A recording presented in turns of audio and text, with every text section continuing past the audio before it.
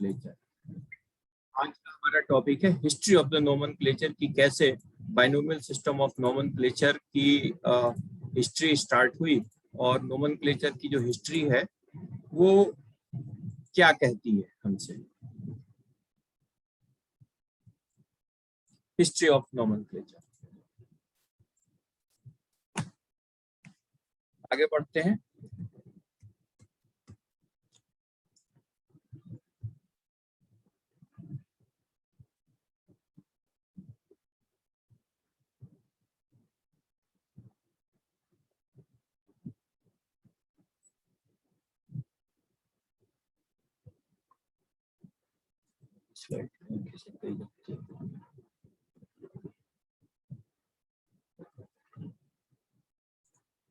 चलिए स्टार्ट करते हैं। तो सबसे पहला जो हमारा बॉटनिकल नोमेनक्लेचर जो हमारा होता है, international code for nomenclature, ICN, international code for nomenclature for algae, fungi and plants. तो जो ICN है वही डिटरमाइन करता है कि नोमेनक्लेचर कोड के रूल क्या होंगे। और अगर देखा जाए तो इंटरनेशनल बोटेनिकल कांग्रेस एक संस्था है। ये जो इंटरनेशनल बोटेनिकल कांग्रेस है वही जो है नोमेनक्लेचर रूल्स सबसे पहले लेकर के आई थी, जिसमें इस संस्था के अंतर्गत जितने भी बोटेनिकल वर्क से रिलेटेड वर्कर्स हैं या जो बॉटनिस्ट हैं यहाँ पर मिलते हैं इस कांग्रेस में, और मिल करके जो है नोमेनक्लेचर रूल्स, उसमें जो प्रॉब्लम आती है उसको डिस्कस करते हैं, उसका सॉल्यूशन क्या हो सकता है उसके बारे में डिस्कस करते हैं। और उस रूल को जो भी चेंजेस आए, नए चेंजेस आए या जो पुराने रूल को लेकर के जो दिक्कत आ रही होती है उस दिक्कत को डिस्कस करते हैं और फाइनल उसका सॉल्यूशन लेके आते हैं। तो जैसे कि आपको पता है कि जो नोमेनक्लेचर है सबसे पहले कैरोलस लिनियस लेके आए थे। उन्होंने डिटेल से उसके रूट्स के बारे में डिस्कस किया था, लेकिन बहुत से लोगों ने उसको फॉलो नहीं किया था। तो नोमेनक्लेचर के रूल को लेकर के एक बैठक हुई इंटरनेशनल बॉटनिकल कांग्रेस की 1867 में। जो सबसे पहली बैठक हुई थी 1867 में, और ये बैठक हुई थी पेरिस में। उस वक्त के जो 1867 में जो सबसे टॉप मोस्ट बॉटनिस्ट थे पूरे वर्ल्ड के, वो थे APD कैंडोले।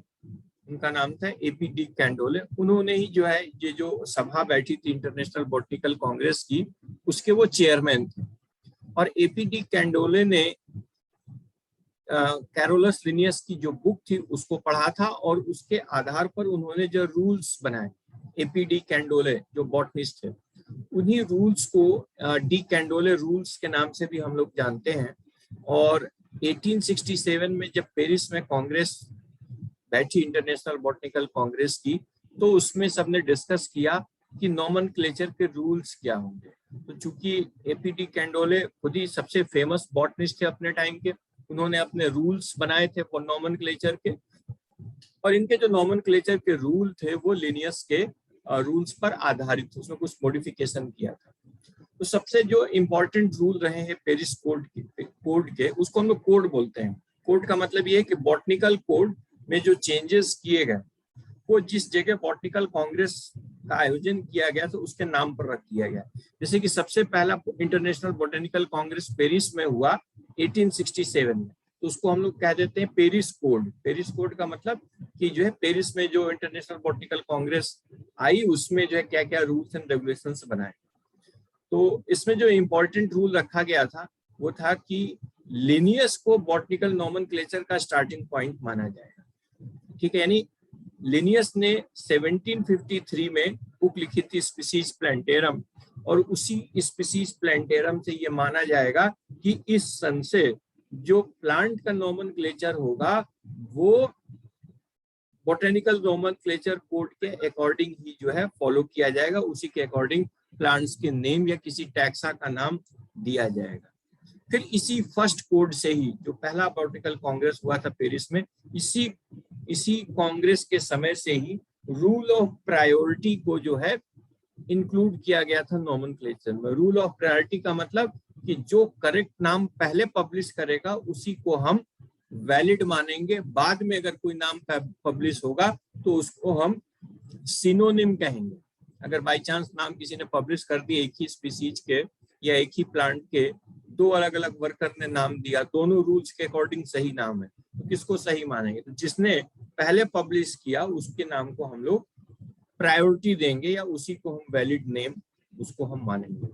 ठीक, तो इसको बोलते हैं रूल ऑफ प्रायोरिटी, हम पहले भी डिस्कस कर चुके हैं। तो ये जो इंपॉर्टेंट रूल था फर्स्ट कोड का ये था कि लिनियस के 1753 में जब उन्होंने स्पीशीज प्लांटेरम पब्लिश की थी तो उसको प्लांट नोमेनक्लेचर का स्टार्टिंग पॉइंट माना गया और रूल ऑफ प्रायोरिटी इंट्रोड्यूस की गई। लेकिन उस कांग्रेस में जो फर्स्ट इंटरनेशनल बोटेनिकल कांग्रेस था उसमें अमेरिकन बॉटनिस्ट भी आए थे। अमेरिकन बॉटनिस्ट इस पेरिस कोड से सेटिस्फाइड नहीं हुए और उन्होंने एक नया कोड अपना बना लिया अलग से, अमेरिकन बॉटनिस्ट ने, जिसको कहा गया रोसेस्टर कोड। रोसेस्टर कोड उन्होंने 1892 में डेवलप किया और उन्होंने कहा कि अमेरिका के जितने बॉटनिस्ट हैं वो हम पेरिस कोड को नहीं फॉलो करेंगे, हम रोसेस्टर कोड को फॉलो करेंगे। और इसमें डिफरेंस क्या था कि रोसेस्टर कोड ने सबसे पहले कॉन्सेप्ट ऑफ टाइप इंट्रोड्यूस किया था, ठीक है ना, टाइपिफिकेशन। और दूसरा उसमें जो है इंपॉर्टेंट डिफरेंस था पेरिस कोड और रोसेस्टर कोड से ये था कि इन्होंने जो रूल्स ऑफ प्रायोरिटी है उसको स्ट्रिक्टली अप्लाई किया, चाहे भले ही उसमें टोटोनेम भी हो। टोटोनेम का मतलब होता है, हमने पहले भी डिस्कस किया, कि जब स्पीशीज नेम और जीनस नेम सेम हो, जैसे नाजा नाजा, ठीक है ना, तो मोरस मोरस, जब स्पीशीज नेम भी Morris, species name genus name भी मोरस और स्पीशीज नेम भी मोरस, तो इस तरह को हम लोग टोटोनेम बोलते हैं। तो उन्होंने कहा कि भले ही अगर किसी ने टोटोनेम दे दिया हो और उसने पहले पब्लिश कर दिया तो उस नाम को हम वैलिड मानेंगे। यानी अमेरिकन बॉटनिस्ट ने टोटोनेम को एक्सेप्ट कर लिया और इंट्रोड्यूस किया क्या कि concept of types, typification concept उन्होंने इंट्रोड्यूस किया। तो बाकी इन सबसे डिफरेंट थे, लिनियस के रूल से और रूल ऑफ प्रायोरिटी से ये सब सेटिस्फाइड नहीं थे।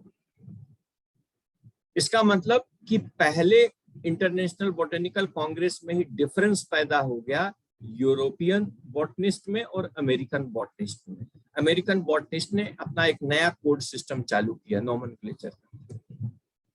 फिर आया वियना कोड।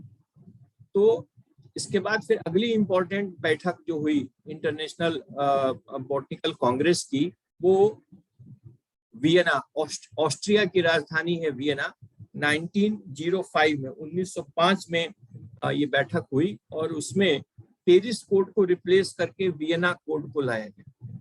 अब वियना कोड में ये स्पष्ट कर दिया गया कि स्पीशीज प्लांटेरम में जो लिनियस ने बॉटनिकल नोमेनक्लेचर के रूल स्टार्ट किए हैं, हम वहीं से स्ट्रिक्टली इसको फॉलो करेंगे। दूसरा कि जो अमेरिकन बॉटनिस्ट का जो टोटोनिम वाला सिस्टम है उसको हम एक्सेप्ट नहीं करेंगे। तीसरा कि जो लैटिन डायग्नोसिस है, मतलब आपने कोई स्पीशीज डिस्कवर की तो उस स्पीशीज को डिस्क्राइब करेंगे कि रूट कैसा है, उसका स्टेम कैसा है, लीफ कैसी है, इन्फ्लोरेसेंस, फ्लावर कैरेक्टर्स एक्सेट्रा। तो जो भी आप डिस्क्रिप्शन करेंगे वो लैटिन में करेंगे, ठीक है ना, यानी पूरा जो लैंग्वेज होगा डिस्क्रिप्शन का लैंग्वेज वो लैटिन होगा।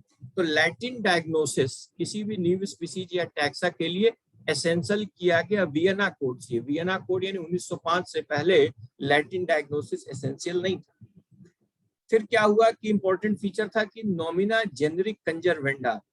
नॉमिना कंजरवेंडा हमने आप लोगों को पहले बताया था कि प्रिंसिपल ऑफ प्रायोरिटी को जब स्ट्रिक्टली हम लोग फॉलो करते हैं तो उसमें कई प्रॉब्लम आ जाती है, क्योंकि कुछ पॉपुलर जो प्लांट स्पीसीज हैं या प्लांट जेनरा हैं उनका नाम हमें बदलना पड़ जाएगा, और वो जो पॉपुलर नेम है वो पूरी दुनिया में फैले हुए हैं। जैसे जिया मेज हमने आपको बताया था, तो जिया मेज हर कोई जानता है कि मक्के को कहते हैं, ट्रिटिकम एस्टिवम है ना, या लाइकोपर्सिकॉन एस्कुलेंटम टमाटर। तो ये जो कॉमन नेम है पूरे वर्ल्ड में जो पॉपुलर है, प्रचलित है, हर कोई जानता है, अगर इसमें हम प्रिंसिपल ऑफ प्रायोरिटी लगाएं तो पूरा नाम चेंज करना पड़ेगा।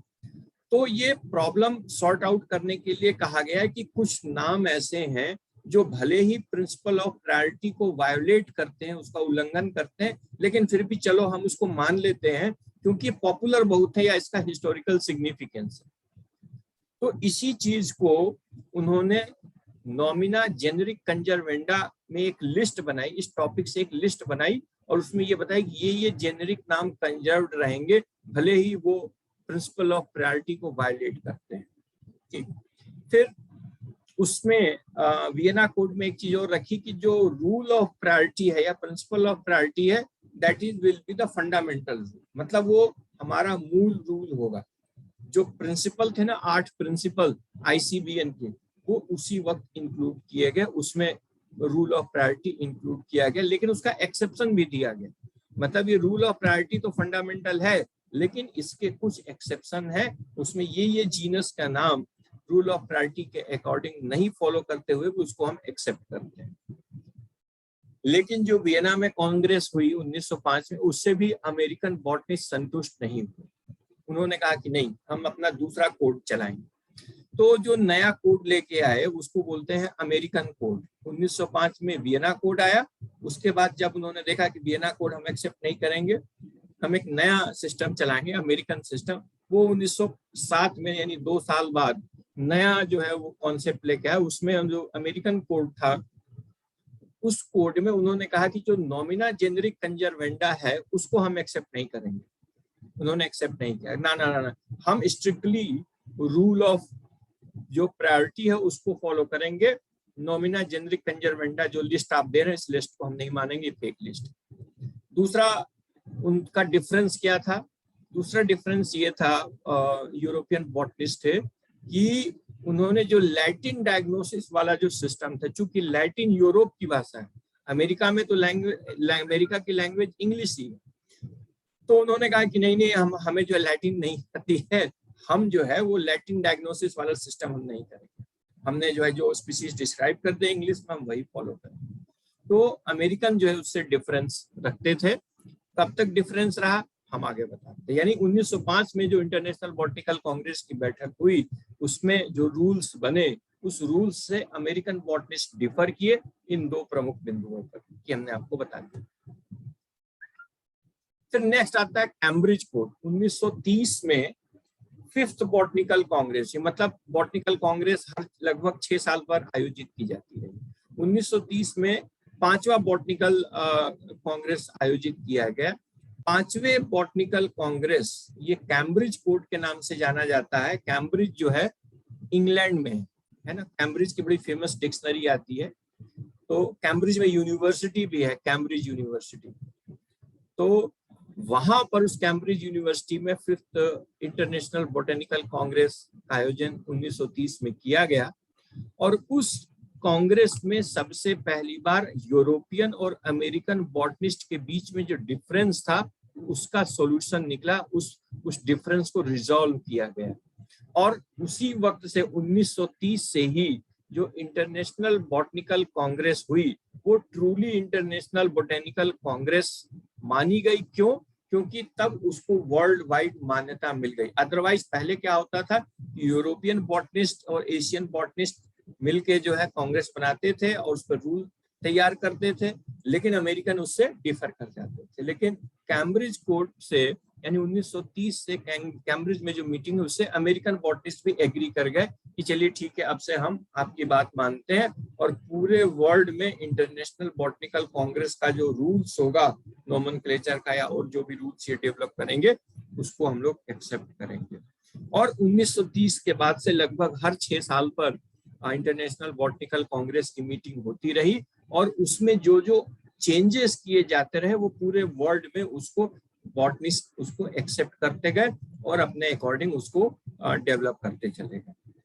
यानी कि ओवरऑल जो संस्था है नोमेनक्लेचर की, बॉटनिकल नोमेनक्लेचर की, वो आईसीएन, उस तब जो है आईसीबीएन कहा जाता था, international code for botanical nomenclature, पुराना नाम था आईसीबीएन। फिर अगर हम देखें लेटेस्ट तो 2011 में ऑस्ट्रेलिया में एक जगह है मेलबोर्न। मेलबोर्न बड़ा क्रिकेट के लिए भी बड़ा फेमस है, मेलबोर्न क्रिकेट में अक्सर मैचेस होते हैं। तो वहां मेजर चेंज हुआ 2011 में international code of botanical nomenclature. और ये जो मेलबोर्न कोड है वो 18वां बॉटनिकल कांग्रेस का सम्मेलन था। इसी मेलबोर्न कोड में सबसे पहले जो ICBN नाम था, international code for botanical nomenclature, उसको ICBN से ICN में चेंज कर दिया गया। यानी कि international code for nomenclature of algae, fungi and plants नाम बदल गया। दूसरा कि 1 जनवरी 2012 से इंग्लिश डायग्नोसिस अलाउ कर दिया गया। यानी कि अगर आप किसी नए स्पीसीज या नए टैक्सा का डिस्क्रिप्शन इंग्लिश में करते हैं तो भी वो वैलिड है, अदरवाइज पहले केवल लैटिन डायग्नोसिस एक्सेप्ट किया जाता था। तो इंग्लिश डायग्नोसिस भी अलाउ कर दिया गया। आप चाहे इंग्लिश में कीजिए या उसको लैटिन में कीजिए, बोथ आर अलाउड। कब से? 1 जनवरी 1920 से। नेक्स्ट जो चेंजेज ये था कि text printed in PDF version in electronic form. PDF version आपको पता है टेक्स्ट का इलेक्ट्रॉनिक फॉर्म है। उसमें अगर कोई टेक्स्ट अगर आप अपने स्पीसीज को पब्लिश करते हैं तो पहले होता क्या था कि जब आपने मान लीजिए कोई नई स्पीसीज डेवलप की, स्पीसीज बनाई, उसका डिस्क्रिप्शन किया, लैटिन डायग्नोसिस किया, लैटिन डायग्नोसिस कराने के बाद उसको पब्लिश कराना पड़ता था किसी रिसर्च पेपर में या जर्नल में।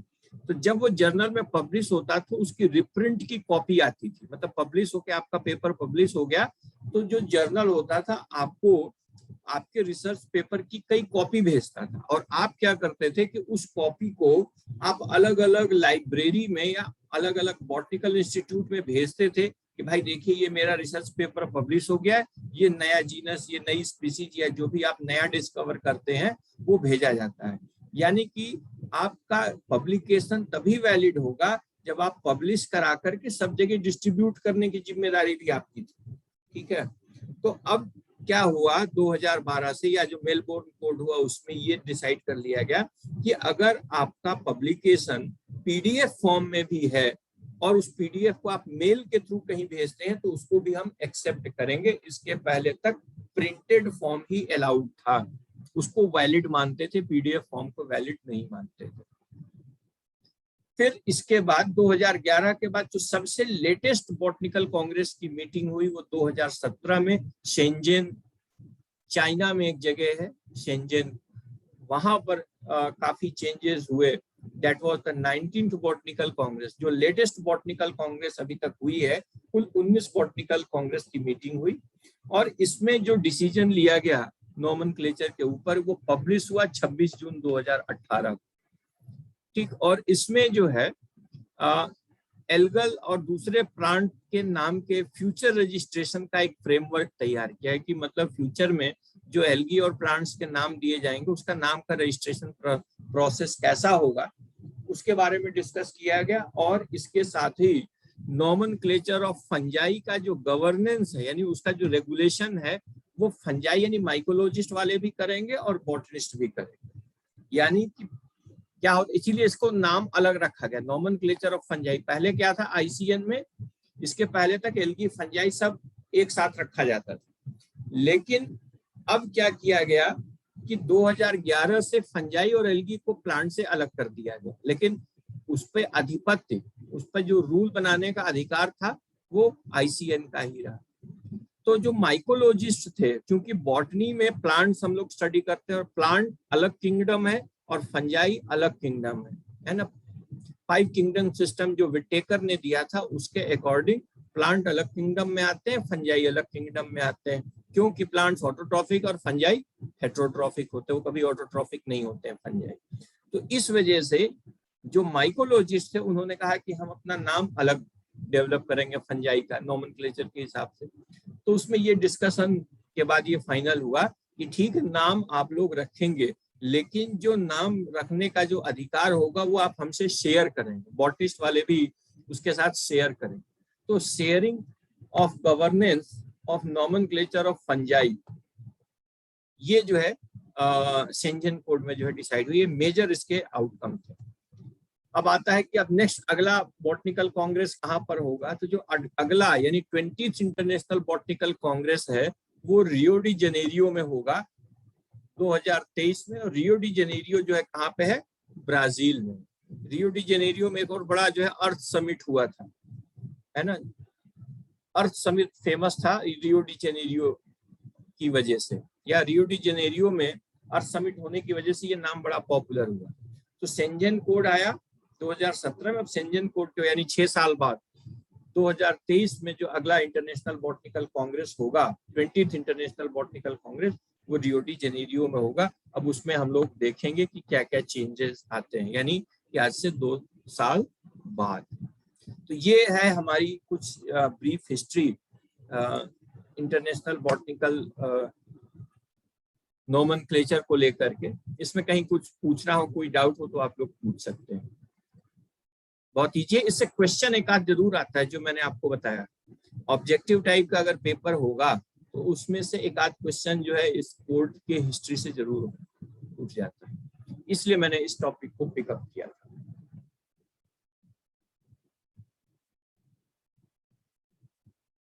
चलिए, अभी कोई क्वेश्चन नहीं है। नेक्स्ट हमारा जो टॉपिक होगा, फिर हम टैक्सोनॉमी वाला पार्ट स्टार्ट कर देंगे। अभी तक हमारा नोमेनक्लेचर चल रहा था, नेक्स्ट हमारा शुरू हो जाएगा टैक्सोनॉमी वाला पार्ट।